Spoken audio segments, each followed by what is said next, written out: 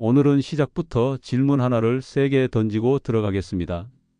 가족에게 돈을 보냈다는 이유만으로 어느 날 갑자기 "이 돈 어디서 났습니까? 라는 전화를 받을 수 있을까요?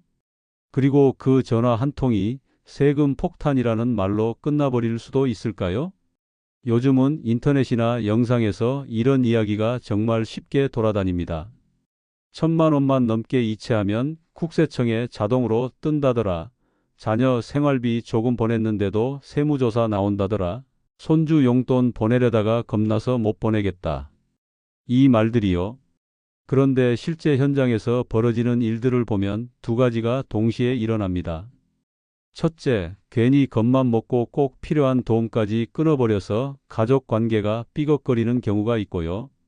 둘째, 반대로 아무 일 없겠지 하고 대충 보냈다가 몇 년 뒤에 정말 억울한 세금으로 돌아오는 경우가 있습니다. 그래서 오늘은 공포를 부풀리는 방식이 아니라 여러분이 손에 쥘 수 있는 기준과 습관을 드리려고 합니다. 오늘 이야기는 크게 5갈래로 흐릅니다. 먼저 1,000만 원 이상 이체하면 자동으로 통보된다는 말이 어디까지 사실인지, 그 다음 세무조사가 진짜로 시작되는 순간이 언제인지, 그리고 많은 분들이 가장 많이 착각하는 위험한 오해 3가지, 이어서 가족에게 돈 보낼 때 안전장치를 만드는 실전 방법, 마지막으로 세금 없이 줄 수 있는 범위와 신고를 어떻게 바라봐야 하는지까지. 여기까지 듣고 나시면 불필요한 불안은 내려놓으시고 진짜로 조심해야 할 지점만 정확하게 챙겨가실 수 있을 겁니다. 자, 이제 가장 뜨거운 소문부터 정리해보죠. 계좌 이체로 1,000만 원 이상 보내면 국세청에 자동으로 통보된다. 결론부터 말하면 이 말은 반쯤은 맞고 반쯤은 틀립니다. 맞는 부분이 왜 있느냐? 금융기관이 어떤 거래를 자동으로 보고하는 제도가 실제로 존재하기 때문입니다. 다만 많은 분들이 여기서 딱 한 단어를 놓치세요. 그 단어가 바로 현금입니다. 창구에서 현금을 한꺼번에 크게 입금하거나 출금하거나 ATM에서 큰 현금을 움직이는 장면이요. 이런 현금 거래는 일정 기준을 넘으면 금융당국 쪽으로 보고가 잡힐 수 있습니다. 그런데 우리가 흔히 말하는 통장에서 통장으로 보내는 계좌 이체는 그 자체만으로는 그 현금 보고의 문법과 결이 다릅니다. 여기서 여러분이 제일 궁금해하실 질문이 바로 이것입니다. 그럼 내가 자녀한테 2,000만 원을 이체해도 당장 자동으로 국세청에 가는 게 아니란 말이냐? 네, 이체했다는 사실 하나만으로 누가 내 통장을 실시간 감시하는 구조로 돌아간다고 생각하실 필요는 없습니다. 국세청이 매일 아침 출근해서 오늘은 누굴 골라 통장을 한번 열어볼까 하는 식으로 움직일 수 있는 일이 아니기도 하고요. 개인의 금융정보는 절차와 요건이 있습니다. 그래서 여기까지 들으시면 마음이 조금은 놓이실 거예요. 아, 내가 큰돈 이체했다고 바로 전화 오는 건 아니구나. 그런데요, 여기서 끝이 아니기 때문에 오늘 방송이 의미가 있습니다. 평소에는 조용히 지나가던 거래가 특정한 이벤트가 터지는 순간 갑자기 과거까지 같이 불려 나오는 경우가 있습니다. 저는 이걸 이벤트가 생기면 과거가 열리는 구조라고 부르곤 합니다. 지금은 아무도 안 묻는데 어느 순간 누군가가 묻기 시작하면 그때는 몇 년 전 거래까지 한꺼번에 설명해야 하는 상황이 생길 수 있다는 겁니다. 그리고 가족 간 거래는 세무 관점에서 특히 더 민감하게 보이는 경우가 많습니다. 그럼 그 특별한 이벤트가 도대체 무엇이냐? 5가지 장면을 떠올리시면 됩니다. 첫 번째는 부모님이 돌아가신 뒤 상속 절차가 시작되는 순간입니다. 상속세 신고를 하게 되면 상속 재산을 확인하는 과정에서 생전의 자금, 흐름이 함께 검토되는 경우가 생길 수 있어요. 특히 상속세를 피하려고 미리 나눠준 건 아닌가라는 관점에서 과거의 자금 이동이 다시 해석될 수 있죠. 여러분이 평소에 아무 생각 없이 보냈던 돈이 그때는 선물이었는지, 빌려준 돈이었는지, 생활비였는지 하나하나 성격을 정리해야 하는 일이 생깁니다. 두 번째는 자녀가 부동산을 사거나 전세 보증금처럼 큰 자금이 필요한 거래를 할 때입니다. 월급이나 소득 규모에 비해서 갑자기 큰 자산 취득이 보이면 돈의 출처가 무엇이냐가 질문이 됩니다. 이때 부모님 지원금이 섞여 있으면 그 돈이 증여인지 차용인지가 뒤늦게 쟁점이 됩니다. 특히 신혼부부 전세자금, 첫집 마련 같은 상황에서 이 질문이 현실이 되는 경우가 꽤 있습니다. 세 번째는 현금 흐름이 눈에 띄게 커질 때입니다. 큰 현금 입출금이 반복되거나 거래 패턴이 일반적이지 않다고 판단되는 경우엔 금융 쪽에서 이상 징후로 바라볼 수 있습니다. 그 자체가 곧바로 세무조사라는 뜻은 아니지만 이상하다는 신호가 켜지는 순간 이후의 과정은 훨씬 매끄럽게 이어질 수 있죠.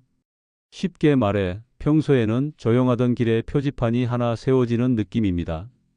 네 번째는 고액 자산가처럼 신고 이후에도 사후 관리의 시선이 이어지는 경우입니다.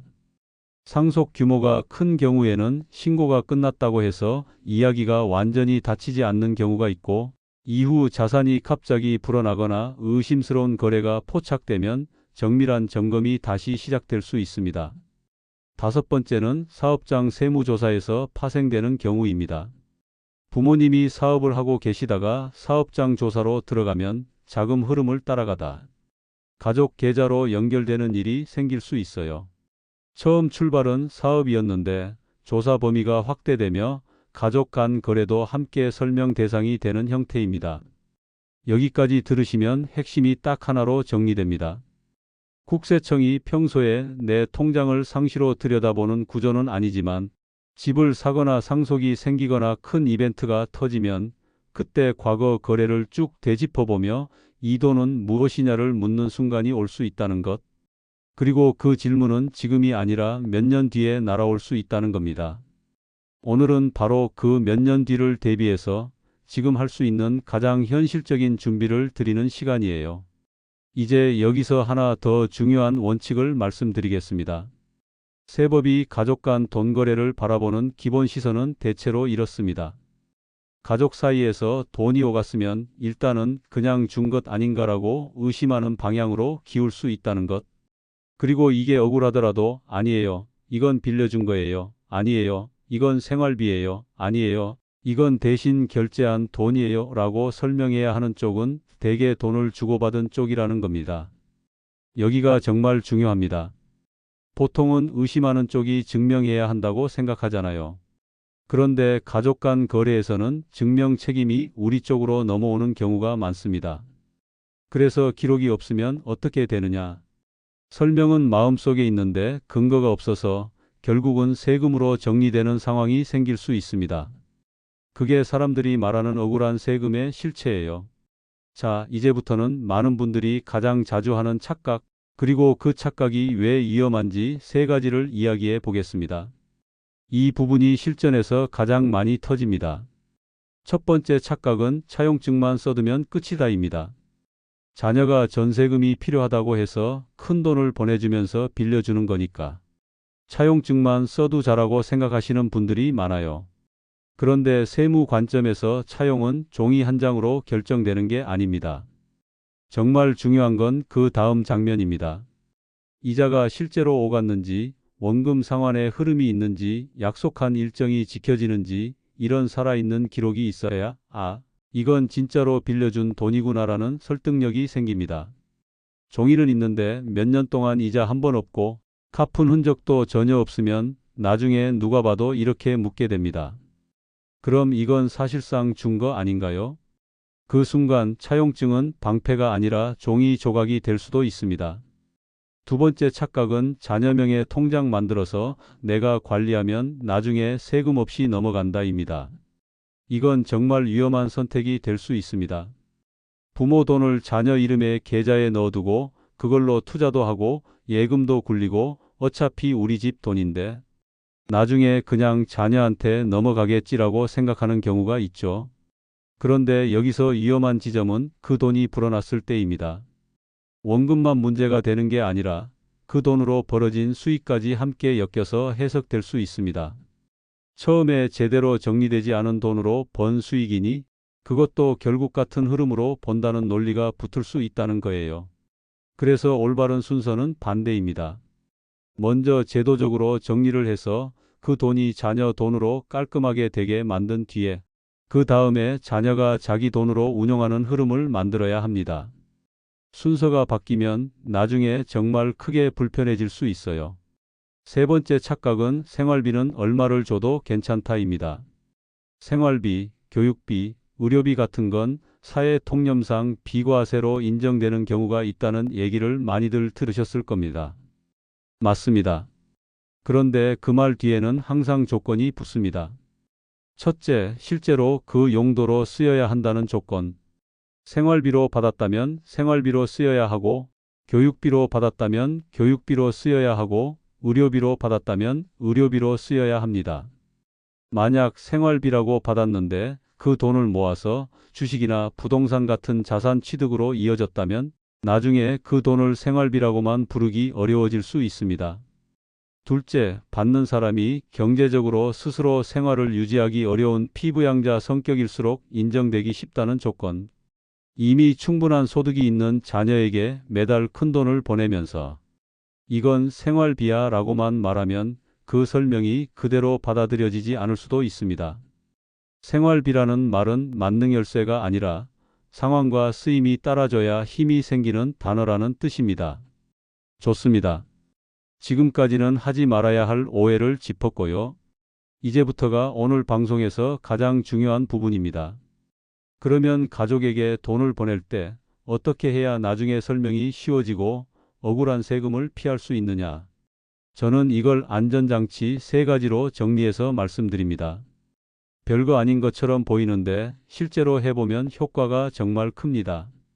첫 번째 안전장치는 송금할 때 메모를 구체적으로 남기는 습관입니다. 이체 화면에 조그맣게 메모칸이 있죠. 그걸 그냥 비워두시는 분들이 정말 많아요. 그런데 그 메모칸이 몇 년 뒤에 여러분을 지키는 첫 번째 방패가 될 수 있습니다. 용돈, 학비처럼 한 단어로 퉁치지 말고 시간이 지나도 의미가 남도록 적어두는 겁니다. 예를 들면 2026년 3월 생활비, 5 대학교 1학기 등록금, 5 병원 진료비, 대납, 전세보증금 대여, 차용관계처럼요. 이 메모는 나중에 거래 내역이 수백 줄이 됐을 때 그 돈이 무엇이었는지 다시 찾게 해주는 제목표가 됩니다. 마치 도서관 책 제목이 있어야 책을 찾듯이 통장 거래에도 제목이 있어야 그 돈의 성격을 다시 꺼내 설명할 수 있어요. 두 번째 안전장치는 목돈을 빌려주는 상황이라면 차용관계를 제대로 만드는 겁니다. 여기서 제대로라는 말이 중요해요. 차용증에는 누가 누구에게 얼마를 어떤 조건으로 언제까지 빌려주는지 상환 방식은 무엇인지가 들어가야 합니다. 그런데 더 중요한 건 그 약속이 실제 이체 흐름으로 이어지는 겁니다. 이자를 주기로 했으면 이자 이체가 찍혀야 하고 원금을 상환하기로 했으면 상환의 흐름이 남아야 합니다. 만기에 한 번에 갚는 방식도 있을 수 있지만 가능하다면 중간에 일부라도 상환하는 기록이 있으면 실제로 빌리고 갚는 관계라는 설득력이 훨씬 커집니다. 쉽게 말해 차용증은 시작이고 이체 기록이 결승선입니다. 약속이 현실에서 재현될 때 차용은 차용으로 인정받을 힘이 생깁니다. 세 번째 안전장치는 증빙 자료를 종이로만 두지 말고 디지털로 보관하는 습관입니다. 상속이나 자금 출처 질문은 몇 달 뒤가 아니라 몇 년 뒤에 올 수 있습니다. 그때 종이 영수증을 찾아보려면 어디에 뒀는지 기억도 안 나고 종이가 바래거나 없어졌을 수도 있죠. 그래서 가장 쉬운 방법이 있습니다. 영수증을 받는 그 순간 스마트폰으로 사진을 찍어두는 겁니다. 등록금 고지서, 병원비 영수증, 계약서, 차용증 이런 것들을 찍어서 폴더를 만들어 보관하세요. 폴더 이름도 자녀 지원 2026, 전세자금 차용처럼 딱 알아볼 수 있게 해두고요. 그러면 몇 년 뒤에 이 돈 뭐예요? 라는 질문이 왔을 때 말로 더듬지 않고 자료로 보여줄 수 있습니다. 송금 내역이 있고 메모가 있고 영수증이나 계약서가 붙어 있으면 설명은 훨씬 단단해집니다. 저는 이 3가지를 3박자라고 부릅니다. 내역, 메모, 증빙. 이 3개가 맞아떨어지면 불안이 확 줄어듭니다. 여기까지 들으시면 이런 생각이 드실 수 있어요. 가족끼리 돕는 것도 왜 이렇게 복잡해? 맞습니다. 마음은 단순한데 제도는 단순하지 않을 때가 많죠. 그런데 너무 걱정만 하실 필요는 없습니다. 세금이 아예 없는 구간도 분명히 존재하고 계획적으로 움직이면 합법적으로 부담을 줄일 수 있는 장치들이 있습니다. 중요한 건 막연히 겁먹고 멈추는 것이 아니라 제도 안에서 깔끔하게 정리하는 것입니다.